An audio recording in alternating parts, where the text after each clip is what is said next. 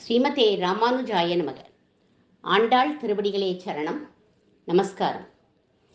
2 மாச காலமாக நம்ம 25ஆம் பாசுரமான ஒருத்தி மகனாய் பிறந்துங்கிற பாசுரத்தினுடைய அர்த்தங்களை விரிவாக அனுபவிச்சுட்டு இருக்கோம்.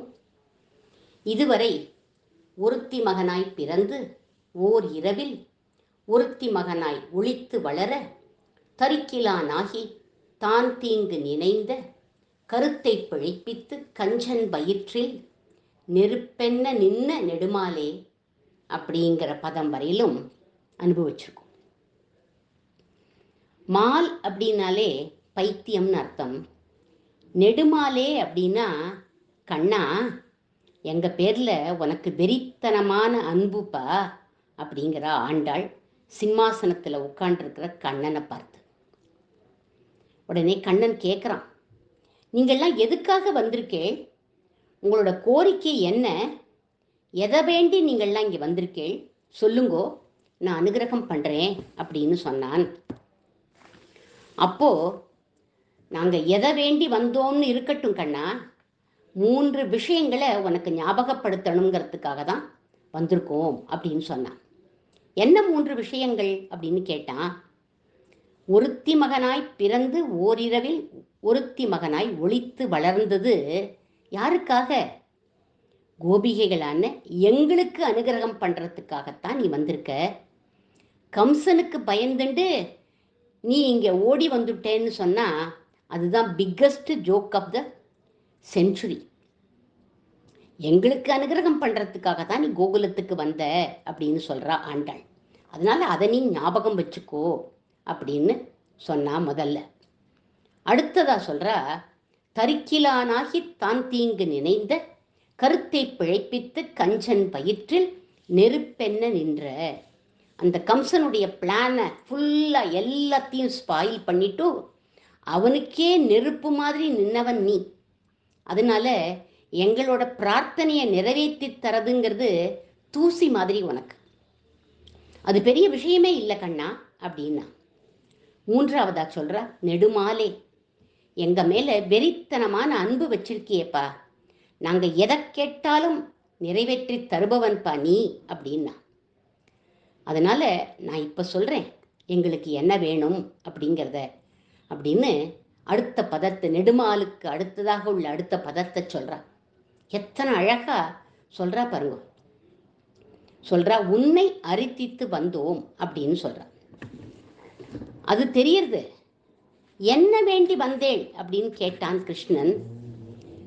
நான் பிறந்து காட்டணுமா இல்லை வளர்ந்து காட்டணுமா சொல்லுங்கோ அப்படின்னு கேட்டான். என்ன வேண்டி வந்தேன் அப்படின்னு கேட்டான். அதுக்கு சொல்றா, உன்னையே வேண்டி வந்தோம் கண்ணா அப்படின்னு சொன்னான். பகவானிடத்துல பகவானையே வேண்டணும். உன்னையே அர்த்தித்து வந்தோங்கிற அர்த்தம் இந்த இடத்துல. ஒரு சமயம் கிருஷ்ணன் பிருந்தாவனத்தில் நடுராத்திரி புல்லாங்குழல் வாசிச்சுட்டு இருக்கான். நிசம்ய கீதம் ததனங்கவர்தனம் பிரஜஸ்திரியக கிருஷ்ண கிரகீத மானசாக அப்படின்னு பாகவத ஸ்லோகம் சொல்றது. அப்படியே மனக்கிளர்ச்சியை தூண்டுறது அந்த வேணுகானம்.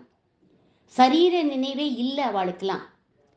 எல்லாரும் அந்த வேணுகானம் காதில் விழுந்த உடனே அவ செய்யற எல்லா வேலைகளையும் அப்படியே விட்டா ஆனந்தமா ஓடி வந்துட்டா. பாலை கறந்துட்டு இருக்கா ஒரு கோபிகை, அந்த செயலை விட்டுட்டா. மாமனார் மாமியார் கணவன் இவளுக்கெல்லாம் கைங்கரியம் பண்ணிட்டு இருக்கா, அதை மறந்து போயிட்டா. போஜனம் சாப்பிட உட்காண்டா, கையிலையும் வாயிலையும் அன்னத்தோடையே ஓடி வந்துட்டா. ஒருத்தி ஸ்நானம் பண்ணிட்டு இருந்தா, விபரீதமா அந்த ட்ரெஸ் எல்லாம் எடுத்து போட்டுட்டு வந்தாளாம். ஏன் இப்படி சுகபிரம்ம ரிஷி இவாள்லாம் இப்படி வந்தான்னு ஸ்லோகமே இருக்கு, ஏன் இப்படி பாடுறார் அப்படின்னா பரிகாசத்துக்காக பாடுறாரோ அப்படின்னா இல்லையா. அவளுடைய மனசு கண்ணன் கிட்ட லயிச்சு போச்சுன்னு அவளுடைய மனோபாவத்தை சொல்றார் சுகபிரம்ம ரிஷி இந்த இடத்துல. எல்லாரும் கிருஷ்ணன் சமீபம் வந்து நின்ன உடனே அவளை வரவேற்கிறான். ஸ்வாகதம் ஓ மகாபாகாः பிரியம் கிம் கரவாணி வகாः ரஜஸ்யானாம் அநாமயம் கச்சது பிருதாகமன காரணம்.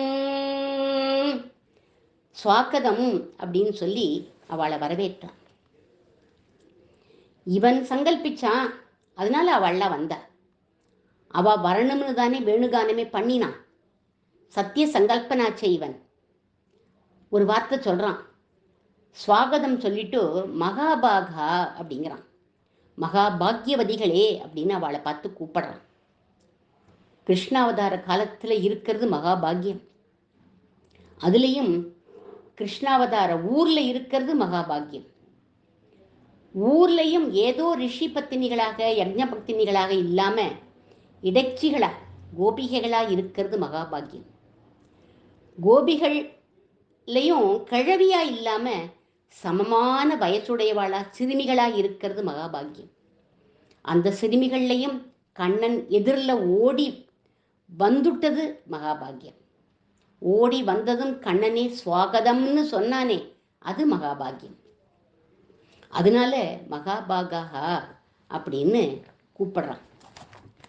அப்படி மகாபாகான்னு ஸ்வாகதம் சொல்லி கூப்பிட்டதுக்கப்புறம் கேட்குறான், கோகுலத்தில் ஏதாவது விபத்தோ?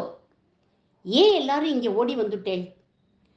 அங்கிருந்தே நீங்கள்லாம் கோவிந்தான்னு கூப்பிட்டா நான் உங்களை காப்பாற்றுவேனே அப்படின்னா, பிருதா கமன காரணம், இங்கே ஓடி வர வேண்டிய அவசியம் என்ன அப்படின்னு கேட்டான். என்ன காரணம் அப்படின்னு கேட்டான். எல்லா கோபிகளும் பேசாமல் நிற்கிறா. உன் சங்கல்பம் வந்தோம்னு அவ சொல்லலை, அதுதான் அவனுக்கே தெரியுமே. ஸ்திரீகள் துணை இல்லாமல் இங்கே தனியாக வரக்கூடாது அப்படின்னு அவகிட்ட சொல்கிறான். துணை இல்லாமையா நாங்கள் இருக்கோம்? கண்ணன் துணை கண்ணன் துணைன்னு தானே எல்லாரும் சொல்லுவா. உன்னை காட்டிலும் துணைவன் யாரு? 5 மலைமலையான புருஷர்கள் உட்காண்டிருந்தும் கூட காப்பாத்தினது நீதானே. நீதானே துணைவன். எங்களுக்கு ஏது பயம்? கூட கூட எங்களோட இருக்கிற சகா நீதானே. நாங்கள் எங்கே தனியாக இருக்கோம் அப்படின்னா சொல்கிறான், கோரமான பிராணிகள் அலையிறது அதனால சொன்னேன் அப்படின்னு சொன்னான். நீ இருக்கிற இடத்துல ஏது கோர சத்துவம்? வேணுகானத்தில் மயங்கி இருக்கும் பாம்புகள்லாம், புலியெல்லாம் கொலுபொம்மை மாதிரி உட்காண்டிருக்கு. கோவர்த்தன மலை சாரல்ல சிங்கம் பொம்மை மாதிரி உட்காண்டிருக்கு. பிருந்தாவனம் பூரா ரம்யமாக இருக்கு அப்படின்னு சொல்கிறார்கள். அதுக்கப்புறம் அவகிட்ட கடைசியாக விஷயத்தை சொல்கிறான். சுஸ்ரு ஷத்வம் பதின் சதிகி, உங்களுடைய பதி சேவைக்கு பதிக்கு நீங்கள் சேவை பண்ணணும், இங்கே வந்து நீங்கள் நிற்கக்கூடாது அப்படின்னு அவள்கிட்ட சொல்கிறான். பதி எப்படி இருந்தாலும் சரி, கணவன் நன்னடத்தை இல்லாதவனா இருந்தாலும் பரவாயில்ல, அறிவற்றவனா, முதிர்ந்தவன், அறிவில்லாதவன், ரோகமுள்ளவன், பண்பில்லாதவன் இருந்தாலும் அந்த பதியை நீங்கள் விட்டுட்டு வரக்கூடாது. இது பெண்களுக்கு விபச்சாரிங்கிற தோஷத்தை கொடுக்கும் அப்படின்னு அவளுக்கு ஸ்திரீ தர்மத்தை எடுத்து சொன்னான். அதனால நீங்கள்லாம் திரும்பி போங்கோ அப்படின்னு அவளுக்கு அட்வைஸ் பண்ணுறான். ஆயர்பாடி கோபிகைகள்லாம் வந்து நின்றுண்டு அழறா. தார தாரையா அவ கண்கள்லேருந்து கண்ணீர் பெருகிறது. அவ சொல்கிறா, கண்ணா, நாங்கள் பக்தர்களாக உங்ககிட்ட வந்திருக்கோம் கண்ணா.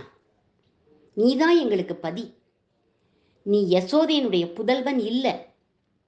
சகல பிராணிகளுக்கும் அந்தராத்மா யாரு அப்படின்னா நீதான் அப்படின்னு எங்களுக்கு இது நன்னா தெரியும். நீதான் அந்தராத்மாங்கிறது எங்களுக்கு நன்னா தெரியும்.